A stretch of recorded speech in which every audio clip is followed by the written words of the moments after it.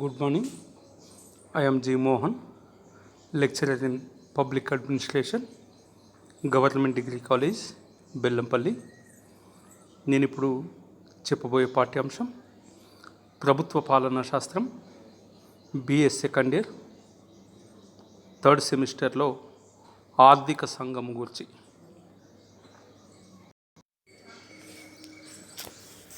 ఇప్పుడు ఆర్థిక సంఘం గురించి మనం తెలుసుకుందాం.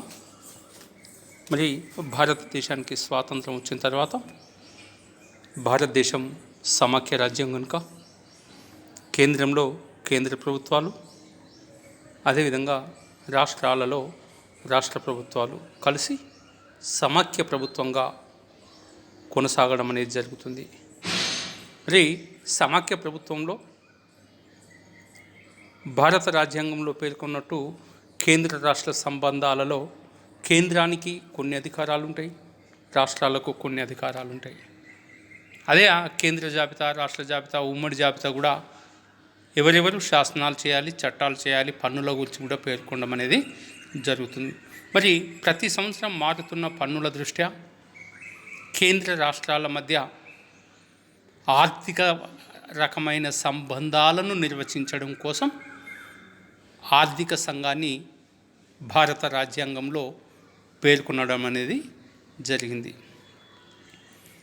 దీన్ని భారత రాజ్యాంగంలోని 280వ నిబంధన ఆర్థిక సంఘం అంటే ఏమిటి, ఆర్థిక సంఘం ఏ విధంగా ఏర్పాటు చేయాలి, అదేవిధంగా దీంట్లో సభ్యులను నియమించే పద్ధతి ఏమున్నాయి, వీరి యొక్క పదవీ కాలం, అదేవిధంగా అధికారాలు, విధులు, సభ్యుల యొక్క అర్హతలు, అనర్హతలు, వారిని మళ్ళీ పునర్నియమించడానికి సంబంధించిన అంశాలు, అదేవిధంగా ఆర్థిక సంఘంలో ఉండే సభ్యుల యొక్క జీతభత్యాలు, ఇవన్నీ కూడా భారత రాజ్యాంగంలోని 280వ నిబంధనలో పేర్కొనడం, వివరించడం అనేది జరుగుతుంది. మరి ఆర్థిక సంఘం అనేది ప్రతి 5 సంవత్సరాలకు ఒకసారి నియమించడం అనేది జరుగుతుంది. దీంట్లో ఒక చైర్మన్, 4 సభ్యులు ఉంటారు. ఇది ప్రతి 5 సంవత్సరం లేదా ఒకవేళ రాష్ట్రపతి అవసరమని భావిస్తే ఆర్థిక సంఘాన్ని ఏ సమయంలోనైనా ఏర్పాటు చేయడానికి అవకాశం అయితే రాజ్యాంగంలో పేర్కొనబడి ఉంది.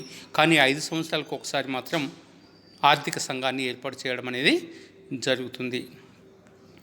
మరి ఇది ఎందుకోసం, దేనికోసం అంటే కేంద్ర రాష్ట్రాల మధ్య లేదా ఒక రాష్ట్రానికి ఇంకొక రాష్ట్రాలకు మధ్య పన్నుల ద్వారా వచ్చే ఆదాయాలను ఏ విధంగా పంపిణీ చేయాలి, అంటే రాష్ట్రాలకు ఎన్ని ఉండాలి, కేంద్రానికి ఎంత ఉండాలి అనేది ఆర్థిక విషయాలకు సంబంధించి ఆదాయాల నుంచి, పన్నుల నుంచి వచ్చేదాన్ని ఆదాయాన్ని ఎవరెవరికి ఏ విధంగా పంపిణీ చేయాలని సిఫారసులన్నీ కూడా రాష్ట్రపతికి చేయడం అనేది ఈ ఆర్థిక సంఘం యొక్క ప్రధానమైన విధిగా పేర్కొనడం అనేది జరుగుతుంది. అంతేకాకుండా మరి ఆర్థిక సంఘం యొక్క నిర్మాణం అంటే ఇందులో ఎంతమంది ఉంటారు అనే దానికి సంబంధించి ఉంటే, ఇందాక మనం చెప్పుకున్నట్టు ఆర్థిక సంఘం అనేది రాజ్యాంగం ద్వారా ఏర్పడ్డది కనుక ఇది బహుళ సంఘం అంటే ఒకరు ఉండరు, ఒకరికన్నా ఎక్కువ మందితో కూడుకొని ఆర్థిక సంఘం అనేది ఉండడం అనేది జరుగుతుంది. ముఖ్యంగా ఆర్థిక సంఘంలో 5 సభ్యులు ఉంటారని మనం చెప్పుకున్నాం. వారిలో ఒకరు చైర్మన్గా వ్యవహరిస్తారు, మిగిలిన 4 ఆర్థిక సంఘం సభ్యులుగా వ్యవహరించడం అనేది జరుగుతుంది. అదేవిధంగా రాష్ట్రపతి ఉత్తర్వులో పేర్కొన్న ప్రకారం వారి పదవీ కాలం అనేది ఉండడం అనేది జరుగుతుంది. వాళ్ళనే ఒకవేళ రాష్ట్రపతికి ఇంట వారినే మళ్ళీ నియమించాలి, పునర్నియామకం కావాలంటే ఆ విధంగా కూడా చేయడానికి అవకాశం అనేది ఉంటుంది. అదేవిధంగా సభ్యుల యొక్క అర్హతలు, మరి ఆర్థిక సంఘం ఉంటే చైర్మన్గా ఎవరిని తీసుకోవాలి, సభ్యులుగా ఎవరిని తీసుకోవాలి అనే విషయాలన్నీ కూడా భారత రాజ్యాంగంలో పేర్కొన్నాయి. మరి ఆర్థిక సంఘం సభ్యుల యొక్క అర్హతలను నిర్ణయించే అధికారాన్ని అంతా కూడా భారత రాజ్యాంగం పార్లమెంటుకు అప్పచెప్పడం అనేది జరిగింది. అంటే పార్లమెంటు తీసుకునే నిర్ణయ అధికారం అంతా కూడా పార్లమెంటుకి ఉంది.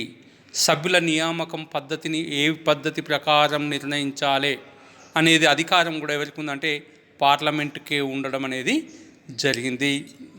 అదేవిధంగా చైర్మన్గా నియమించబడే వ్యక్తి ప్రభుత్వ వ్యవహారాలలో విశేష అనుభవం కలిగిన వాడై ఉండాలి. అంటే ఏదో ఆర్డినరీ వ్యక్తులు సామాన్యులను కాకుండా తప్పనిసరిగా ప్రభుత్వ వ్యవహారాలలో చాలా అనుభవం కలిగిన వ్యక్తి. అతడు అధికారిక కావచ్చు, ప్రజాప్రతినిధి కావచ్చు, ఏ విధంగానైనా మంచి చాలా అనుభవజ్ఞుని మాత్రమే తీసుకోవడం అనేది జరుగుతుంది. అదేవిధంగా మిగిలిన 4 సభ్యులను కూడా కొన్ని ప్రత్యేకమైన విభిన్న రంగాల నుండి ఎంపిక చేయడం అనేది జరుగుతుంది. అదేవిధంగా మరి ఎవరెవరిని ఎట్లా ఎంపిక చేస్తారంటే మిగిలిన 4కి కావాలంటే హైకోర్టు న్యాయమూర్తి పదవికి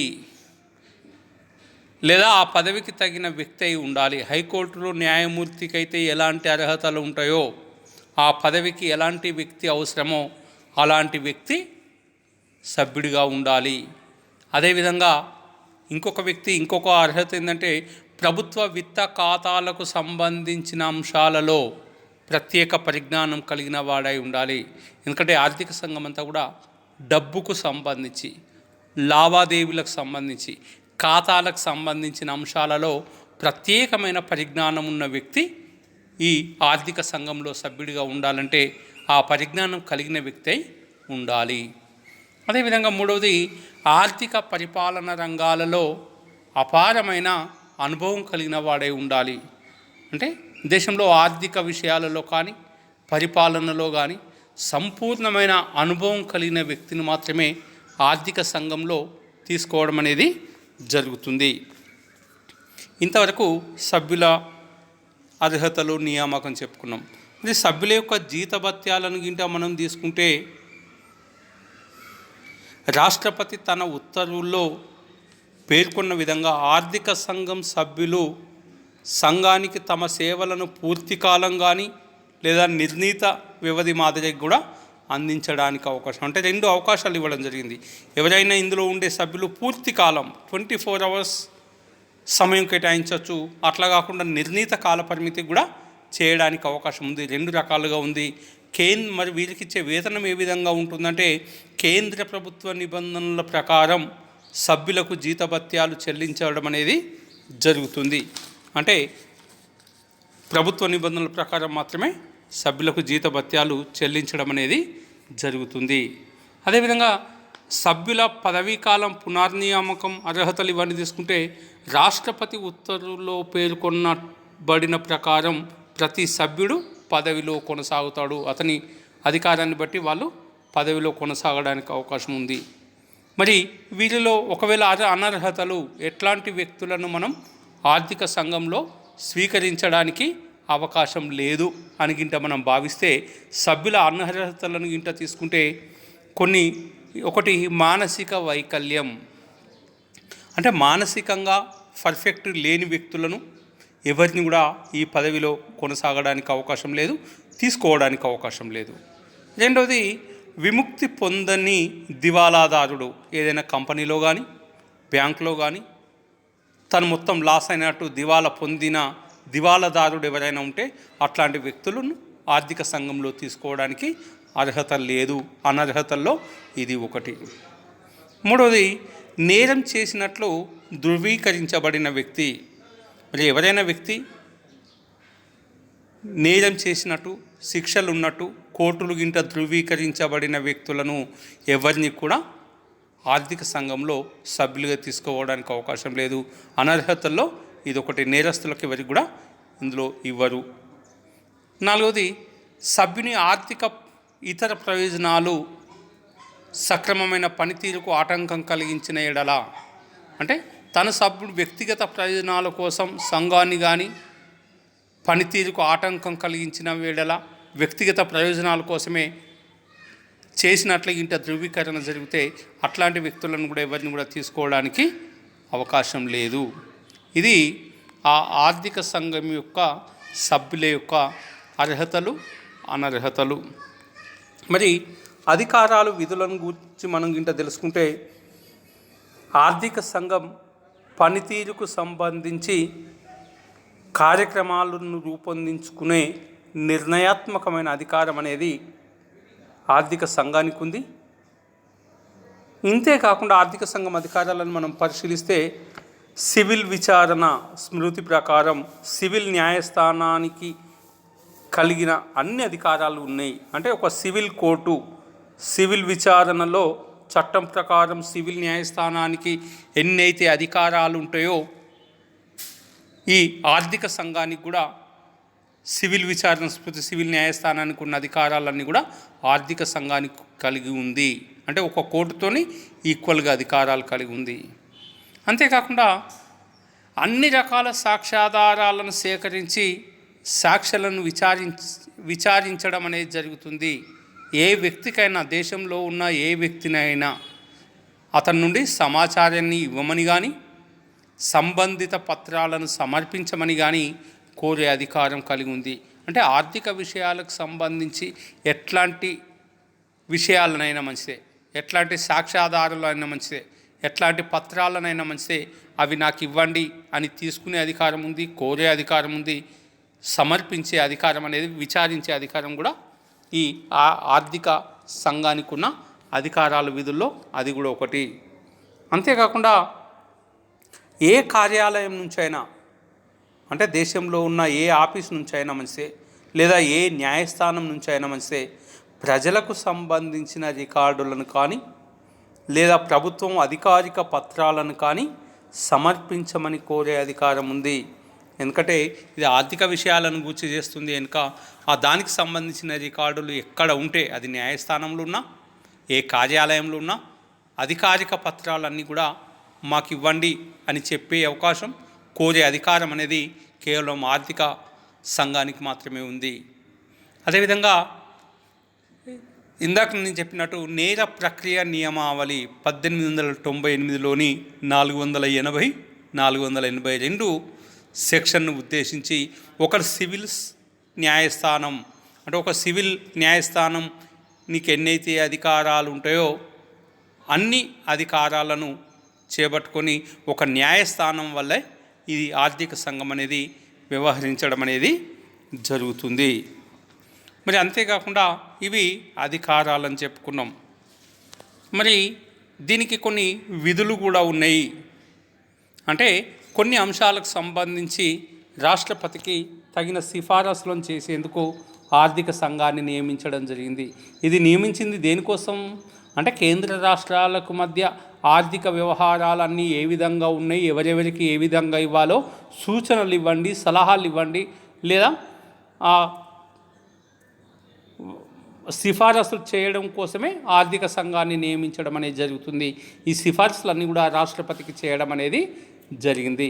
మరి ఈ విధుల్లో ఏవైతే దేశం మొత్తం మీద వసూలు చేయబడిన పన్నులను కేంద్ర రాష్ట్రాల మధ్య పంపిణీ చేసేందుకు, వసూలు చేయబడిన పన్నులలో వాటాలను రాష్ట్రాలకు మధ్య కేటాయించడం, దేశం మొత్తం మీద ఎన్ని రకాల పన్నులు వసూలవుతున్నాయి, అదేవిధంగా ఆ పన్నులను కేంద్రానికి ఎంత కేటాయించాలి, రాష్ట్రాలకు ఏ విధంగా కేటాయించాలి, కేంద్ర రాష్ట్రాల మధ్య ఏ విధంగా పంపిణీ చేయాలో, ఆ పన్నులలో కేంద్రానికి ఉండే వాటా, రాష్ట్రానికి ఉండే వాటాను కేటాయించడం, సిఫారసులు చేయడం, సలహాలు ఇవ్వడం అనేది దీని యొక్క ముఖ్యమైన విధిగా మనం పేర్కొంటాం.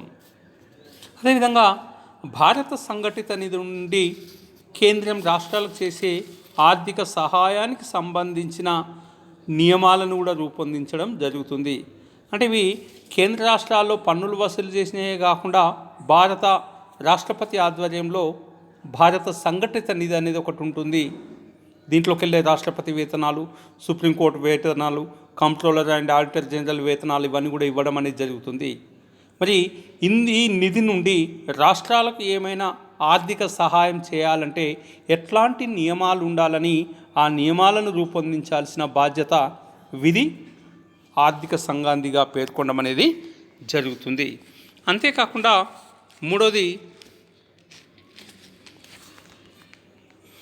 రాష్ట్ర ఆర్థిక సంఘం సిఫారసుల మేరకు పంచాయతీలు, పురపాలక సంఘాలకు అనుబంధ వనరులను పెంచేందుకు రాష్ట్ర సంఘటిత నిధిని బలోపేతం చేయడానికి అవసరమైన చర్చలను సూచించడం. మరి కేంద్రంలో ఏ విధంగానైతే ఆర్థిక సంఘం ఉందో ప్రతి రాష్ట్రాలలో కూడా రాష్ట్ర ఆర్థిక సంఘాలు ఉంటాయి. మరి అది చెప్పినట్టు పంచాయతీలకు కానీ, అంటే గ్రామాలలో ఉన్న గ్రామ పంచాయతీలకు కానీ, లేదా మున్సిపాలిటీస్, పురపాలక సంస్థలు అంటాం, వీటిలో అనుబంధ వనరులు పెంచేందుకు, ఇది బలోపేతం కావడానికి, రాష్ట్ర సంఘటిత నిధిని బలోపేతం చేయడానికి ఎట్లాంటి చర్యలు చేపడితే బాగుంటుందో అవన్నీ కూడా సూచించడం, సలహాలు ఇవ్వడం దీని యొక్క బాధ్యత, విధిగా పేర్కొంటాం. అదేవిధంగా రాష్ట్రపతి సూచన మేరకు ఎప్పుడైనా రాష్ట్రపతి సూచిస్తే జాతీయ ఆర్థిక పరిపుష్టికై చేపట్టాల్సిన అంశాలు ఏమైనా ఉన్నాయా పరిశీలించడం. అంటే దేశం మొత్తం మీద ఆర్థిక పరిస్థితిని పెంపొందించాలి, ఆర్థికంగా బలోపేతం కావాలంటే ఏం చేస్తే బాగుంటుందో, ఏ అంశాలను చేపడితే దేశం అభివృద్ధికి వస్తుంది, ఆర్థికంగా అభివృద్ధి చెందుతుందో అట్లాంటి పరిశీలించమని కోరితే అవన్నీ కూడా పరిశీలించి ఆర్థిక సంఘం తమ నివేదికను భారత రాష్ట్రపతికి సమర్పించడం అనేది జరుగుతుంది. మరి రాష్ట్రపతి స్వీకరించిన నివేదికపై తీసుకున్న నిర్ణయాలను, చర్యలన్నింటినీ కూడా వివరిస్తూ పార్లమెంటు సభ్యులకు రాష్ట్రపతి పంపించడం అనేది జరుగుతుంది. అంటే ఆర్థిక సంఘం ఇచ్చిన రిపోర్టును, నివేదికను, ఇచ్చిన నివేదిక ఏముంది, నివేదికలో అంశాలకు తగ్గట్టుగా ఎట్లాంటి చర్యలను మనం చేపట్టినామో అవన్నీ కూడా పార్లమెంటు సభ్యులకు పంపించడం అనేది జరుగుతుంది. మరి ఇంకొకటి చివరిది సలహాపూర్వక పాత్ర. మనం ఆర్థిక సంఘం ఎంత గొప్పదనిపించినా, రాజ్యాంగంలో పేర్కొన్నట్టు దానికి అధికారాలు, విధులు ఉన్నప్పటికీ, రాజ్యాంగరీత్యా, చట్టరీత్యా పేర్కొన్నప్పటికీ ఆర్థిక సంఘం చేసిన సిఫారసులు కేవలం సలహాపూర్వకమైనవి. అంటే ఇవి ఏ ప్రభుత్వం పైన ప్రభావాన్ని చూపలేవు. ఎందుకంటే ఆర్థిక సంఘం కేంద్రానికి ఎంత ఉండాలి, రాష్ట్రాలకు ఎంత ఉండాలని సూచనలు ఇవ్వడం మాత్రమే జరుగుతుంది. ఫలితంగా రాష్ట్రాలకు నిధులు మంజూరు చేసిండ్రా, చేయలేదా అనేది కేంద్ర ప్రభుత్వానికి మాత్రమే విడిచిపెట్టడం అనేది జరుగుతుంది. ఈ సలహాలు, సూచనలు, సిఫారసులు చేయడమే ఆర్థిక సంఘం యొక్క పాత్ర. అది అమలవుతుందా లేదని అడిగే అధికారం, చెప్పే విషయం ఆర్థిక సంఘానికి లేదు. అందువల్ల ఇది కేవలం సలహాపూర్వక సంస్థగా మాత్రమే చూడడం అనేది జరుగుతుంది. అదేవిధంగా అయితే ఆర్థిక సంఘం చేస్తున్న ప్రతి సిఫారసును కూడా భారత ప్రభుత్వం అమలు చేయాలని, ఆర్థిక సంఘం సిఫారసుల మేరకు కేంద్రం నుండి నిధులు పొందే చట్టబద్ధమైన హక్కు రాష్ట్రాలకు ఉంటుందని రాజ్యాంగంలో పేర్కొనబడింది. అంటే సలహాపూర్వకమైన పాత్ర అయినప్పటికీ రాజ్యాంగంలో పేర్కొన్నట్టు ఆర్థిక సంఘం ఇచ్చిన ప్రతి సిఫారసును కేంద్రం నుండి రాష్ట్రాలు ఆదాయాన్ని పొందే చట్టబద్ధమైన హక్కు రాష్ట్రాలకు ఉంటుందని పేర్కొనడం అనేది జరుగుతుంది. కానీ ఇక్కడ ఆయా ప్రభుత్వాలు అమలు చేస్తే చేయవచ్చు, లేకుంటే లేదు. అంటే ఆర్థిక సంఘం అనేది అర్ధ న్యాయాధికారులతో కూడిన ఒక రాజ్యాంగబద్ధ సంస్థ. పూర్తి 100% న్యాయం అనేది ఇక్కడ జరగడానికి అవకాశం లేదు. ఆర్థిక సంఘం చేసిన సిఫారసులు కూడా బలమైన కారణాలు లేకుండా భారత ప్రభుత్వం పక్కన పెట్టడానికి అవకాశం అనేది లేదు. కానీ ఏ ప్రభుత్వమైనా కొన్ని ప్రభుత్వాలు కొన్ని సూచనలు చేస్తున్నాయి, కొన్ని ప్రభుత్వాలు చేయడం అనేది లేదు.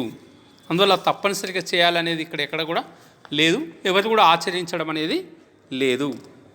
మరి అంతేకాకుండా ఇది ఆర్థిక సంఘం కోసం చెప్పుకున్నాం. మరి ఆర్థిక సంఘాలు స్వాతంత్రం వచ్చిన కాడ నుంచి ఇప్పటివరకు ఎన్ని ఆర్థిక సంఘాలను ఏర్పాటు చేసినారు, వాటి సిఫారసులు ఏమున్నాయి అనేది క్లుప్తంగా కొన్ని చెప్పుకుందాం. మరి భారతదేశానికి స్వాతంత్రం 1947లో వచ్చింది. 1950 జనవరి 26వ తేదీన గణతంత్ర మనం రాజ్యాంగాన్ని అమలు చేసుకోవడం జరిగింది.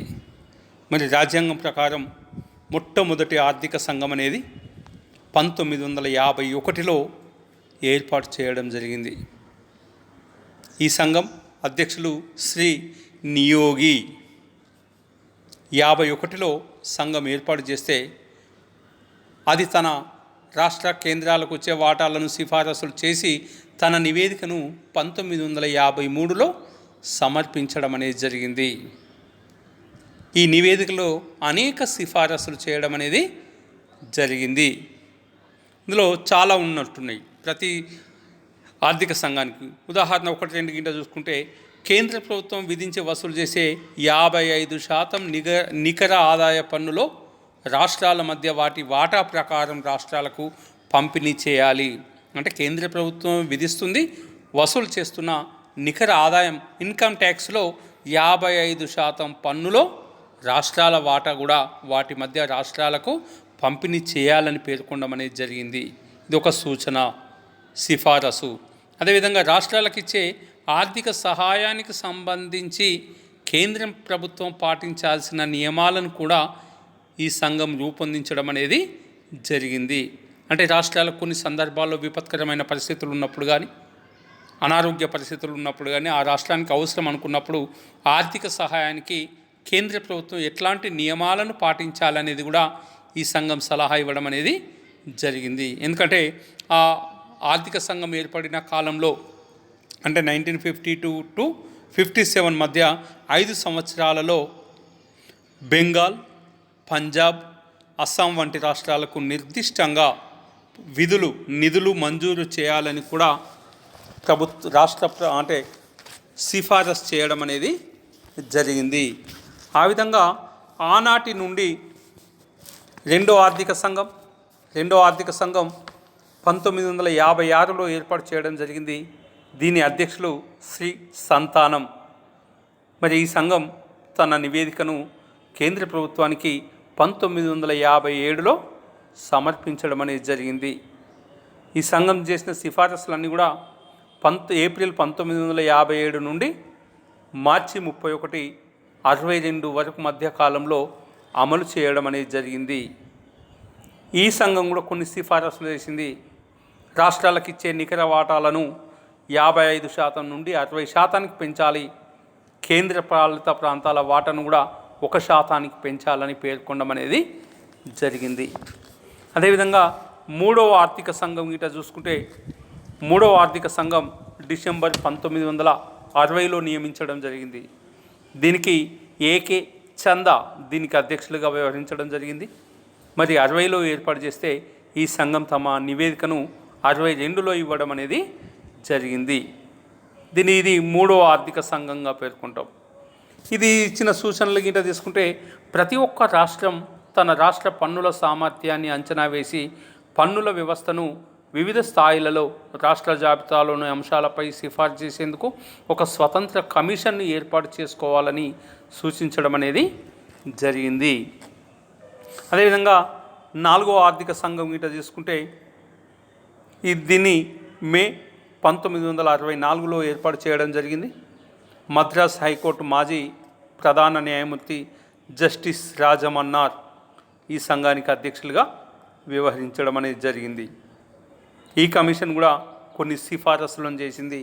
పన్నుల వాటా కానీ, ఆదాయ పన్ను కేటాయింపు కానీ, కేంద్ర ఎక్సైజ్ సుంకాలను కానీ, కేంద్ర రాష్ట్రాల మధ్య పంపిణీ చేసే విషయాలలో కేంద్రానికి ఎక్కువనా రాష్ట్రాలకు ఎక్కువ అంటే రాష్ట్రాలకు ఎక్కువ ప్రాధాన్యత ఇవ్వాలి. ఎప్పుడు అవసరం అనుకుంటే అప్పుడు రాష్ట్రాలకు కేంద్రం ఆర్థిక సహాయాన్ని అందించాలని కూడా నాలుగో ఆర్థిక సంఘం పేర్కొనడం అనేది జరిగింది. అదేవిధంగా ఐదవ ఆర్థిక సంఘం మార్చి 1968లో ఏర్పాటు చేయడం జరిగింది. ఈ సంఘానికి అధ్యక్షులుగా శ్రీ మహావీర్ త్యాగి ఉండడం జరిగింది. ఇతడు 1969లో తన నివేదికను సమర్పించడం జరిగింది.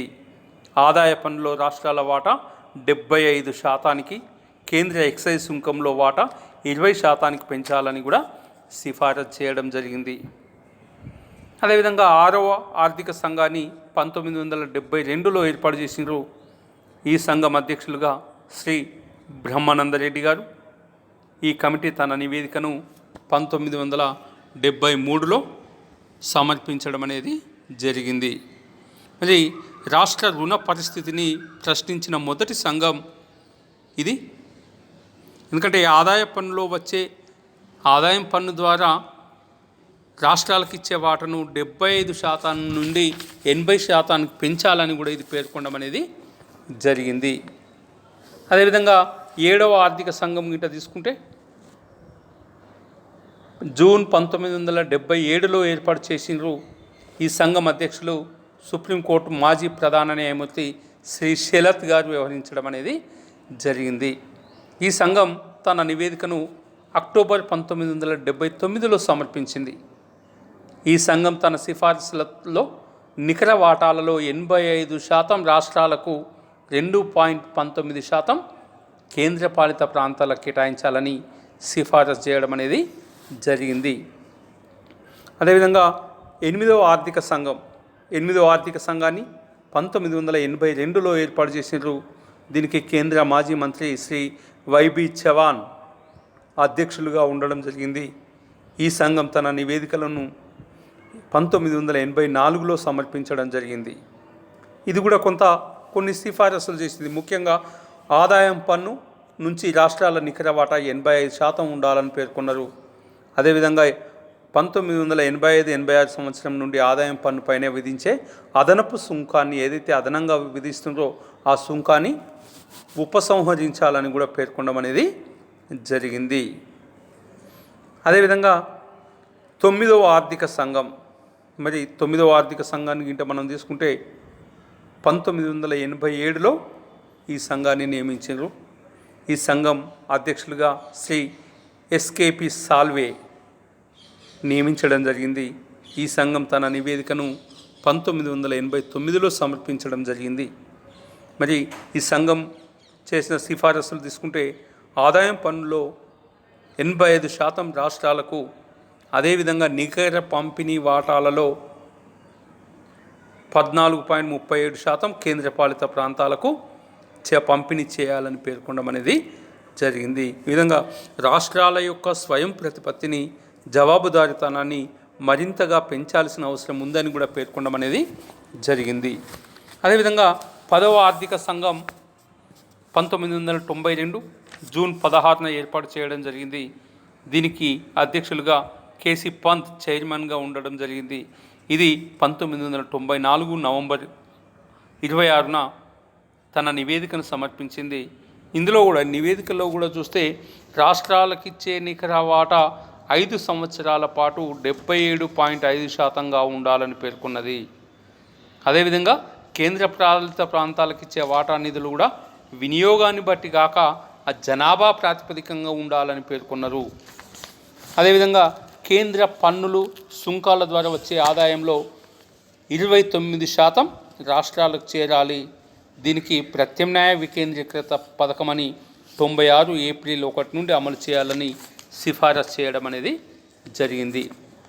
అదేవిధంగా 11వ ఆర్థిక సంఘం 1990లో ఏర్పాటు చేసిరు. ఈ సంఘం అధ్యక్షులుగా ఏఎం ఖుస్రో ఉన్నారు. ఈ సంఘం తన నివేదికను దాదాపు 2000 జూలై 7వ తేదీన సమర్పించడం జరిగింది. ఇది కూడా అనేక సూచనలు ఇవ్వడం జరిగింది.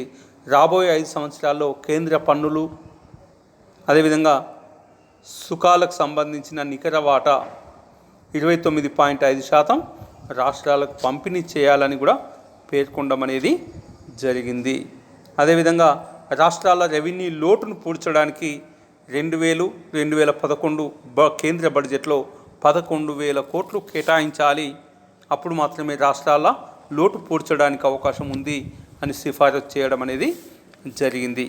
అదేవిధంగా 12వ ఆర్థిక సంఘం తీసుకుంటే ఇది 1/11/2002న ఏర్పాటు చేయడం జరిగింది. దీనికి ప్రముఖ ఆర్థికవేత్త డాక్టర్ సి రంగరాజన్ సంఘం అధ్యక్షులుగా ఉన్నాడు. ఇది 2004లో 17/12/2004లో తన నివేదికను రాష్ట్రపతికి సమర్పించడం జరిగింది. ఇది కూడా అనేక రకాలైన సలహాలు ఇవ్వడం జరిగింది. ఆర్థిక వ్యవస్థ స్థూల నిలకడ కోసం కేంద్ర రాష్ట్రాలు ఉమ్మడిగా రెవెన్యూ లోటును 2008 సంవత్సరం నాటికి 0% తగ్గించుకోవాలి అని ఇంకా అనేక అంశాలు కూడా దీనిలో పేర్కొనడం అనేది జరిగింది. అదేవిధంగా 13వ ఆర్థిక సంఘం తీసుకుంటే 1/11/2007న ఏర్పాటు చేసిండ్రు. ఈ సంఘానికి శ్రీ విజయ్ కేల్కర్ అధ్యక్షులుగా వ్యవహరించారు. ఈ సంఘం తన నివేదికను 2019లో సమర్పించడం అనేది జరిగింది. ఇది కూడా అనేక రకాలైన సిఫారసులు చేసింది. కేంద్రం నుంచి వచ్చే పన్నుల నుంచి రాష్ట్రాలకు ఇచ్చే నికర వాటా 32% ఉండాలి. ఈ పెంపు 12వ ఆర్థిక సంఘం సిఫారసు చేసిన దానికంటే 1.5% ఎక్కువ. అంతేకాకుండా అదేవిధంగా 14వ ఆర్థిక సంఘం 2/1/2013 ఏర్పాటు చేసినారు. రిజర్వ్ బ్యాంకు మాజీ అధిపతి డాక్టర్ వైవి రెడ్డి ఈ సంఘానికి అధ్యక్షులుగా ఉండడం జరిగింది. ఇతను కూడా అనేక రకాలైన సిఫారసులు చేయడం అనేది జరిగింది. ఉదాహరణ 1-2 తీసుకుంటే అంటే పన్నుల యొక్క సరళి కానీ, ప్రణాళికేతర నిధులు కానీ, ప్రణాళిక నిధులు కానీ, కేంద్ర సహాయంతో చేపట్టే పథకాలను కేంద్రం రాష్ట్రాలకు బదిలీ చేయాలి. అంటే ప్రణాళికేతర విధులు కేంద్ర సహాయంతో ఎట్లాంటి పథకాలు చేపట్టినా కూడా అవి రాష్ట్రాలకే చేయాలని పేర్కొనడం జరిగింది. పన్నుల అప్పగింత రాష్ట్రాలకు ప్రాథమిక ఆదాయ వనరుల మార్గంగా ఉండాలి.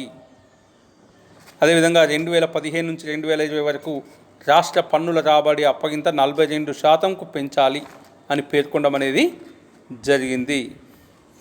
అదేవిధంగా 42% వాటాను రాష్ట్రాల మధ్య పంచాలని ఈ సంఘం ఒక నూతన నియమాన్ని రూపొందించడం అనేది జరిగింది.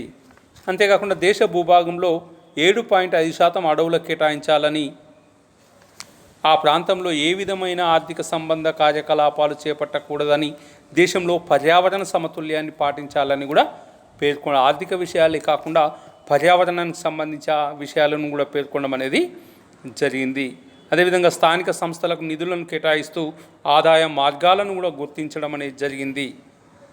స్థానిక సంస్థల సాధికారతకు సంబంధించి కేంద్ర రాష్ట్ర ప్రభుత్వాలకు కూడా అనేక మార్గదర్శకాలను సూచించడం అనేది జరిగింది.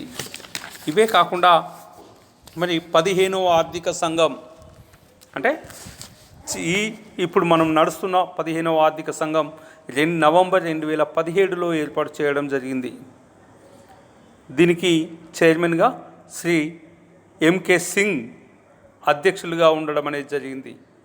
ఇది ఏప్రిల్ 1వ తేదీ 2002 నుంచి ప్రారంభమయ్యే 5 సంవత్సరాల కోసం సంబంధించిన పన్నులు కానీ, సంక్రమణ నియమాలు, ఇతర ఆర్థిక సంబంధమైన అంశాలపై సిఫారసులు చేయడం కోసం ఈ సంఘం నియమించడం అనేది జరిగింది. ఈ సంఘం ఒక ముఖ్య కర్తవ్యం ఏంటంటే సహకార సమాఖ్యను బలోపేతం చేయాలి, ప్రభుత్వ వినియోగ నాణ్యతను పెంపొందించాలి, ఆర్థిక సుస్థిరతను పెంపొందించాలనే లక్ష్యాలతోని ఈ 15వ ఆర్థిక సంఘం ఏర్పాటు కావడం అనేది జరిగింది. ఎందుకంటే మనది సమాఖ్య వ్యవస్థ.